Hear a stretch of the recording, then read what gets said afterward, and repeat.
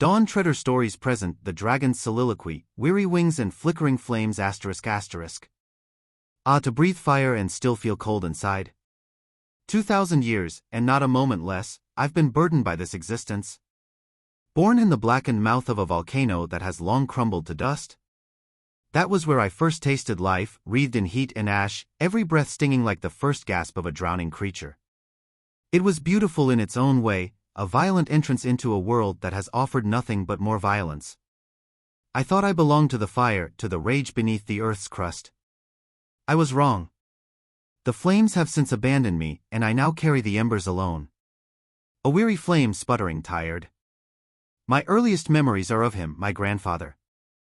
A great beast, vast and cruel as the storms that lashed our mountain. He was the last of his time, a relic of an older era when the world was less kind, and his heart was harder for it. He taught me little except survival, how to hunt, how to kill, how to understand that everything beyond the sky is enemy or prey. There was no affection in him. No warmth. Only the cold discipline of fire. And yet I listened. What other choice did I have? A hatchling cannot outrun the shadow of an elder dragon. I would ask him about my parents once and only once. The response was a claw to my side, a lesson not to dwell on things lost. But I learned the truth in time, how they were hunted down by a band of Gaul hunters, spears dipped in poison, their skins used for trophies, their bones ground into dust. I was left an orphan before I had even spread my wings. My parents fell not in glorious combat but beneath the boots of men, drunk on their own cruelty. And so I raged. What else could a young dragon do, steeped in the blood of his kind? I scorched their villages, I tore apart their homes. I made their screams echo into the heavens. I did not discriminate men, women, children. All the same beneath my flames. They took from me, so I took from them. Their villages smoldered beneath my wings, their legacies buried beneath ash and bone. But the rage never filled the void. Each act of vengeance only widened it. The years turned, and kingdoms rose where I had left nothing but embers. The Gauls disappeared, and new faces replaced them. I flew high above these fledgling empires, watching them carve the world anew. The Romans with their iron and ambition. The Franks with their zeal. The Byzantines with their crumbling dreams. I watched their battles, their betrayals, their fleeting moments of triumph. And I despised them all. Yet over time I came to marvel at them too. Fragile creatures, weak in every sense, and yet they endure. They fight, they hope, they create, knowing all will end. How could such fleeting lives burn so brightly, knowing their flame must soon sputter out? Then came the shepherd boy, scarcely more than a child, high in the misty peaks of what is now Romania. I first saw him tending his flock, humming a song that drifted on the wind.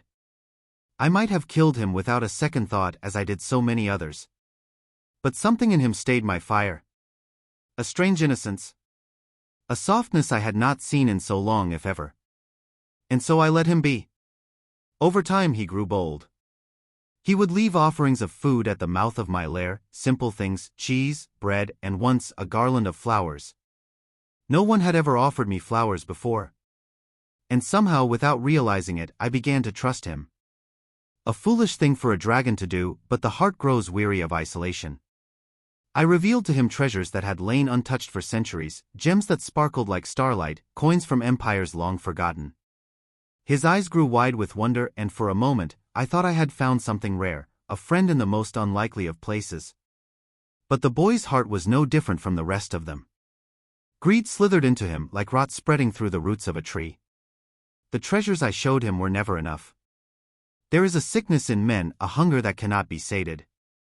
When I refused to give him more, he betrayed me. The boy went to a man named George, a hunter of dragons, and led him to my lair. That fight, it was the fiercest I have ever known. George was no mere man. He fought with purpose, with skill, with the belief that his cause was just. Steel met scale, fire clashed against shield, and the mountains trembled with the force of our battle. But in the end I broke him. I crushed him beneath my claws, burned his flesh until nothing but blackened bones remained. Then I hunted down the boy. He ran, thinking he could escape me. He could not. I caught him in the valley where his flock once grazed. He looked at me, eyes wide with terror, and for a moment, just a moment, I almost let him go. But betrayal has a price. And so I roasted him where he stood, his screams swallowed by the wind. After that, the fire in me dimmed. I retreated to this cave, far from the wars of men, far from the whispers of their ambition and greed. I have no taste for revenge anymore. I have no taste for anything. I have hoarded treasures no one will see, fought battles no one will remember, lived through centuries that feel more like a burden than a gift. And now, I find myself wondering, is there meaning in any of it? Love, betrayal, victory, loss, what are they but fleeting sparks in the endless dark? Even my hate for humanity, once a roaring inferno, has cooled to embers.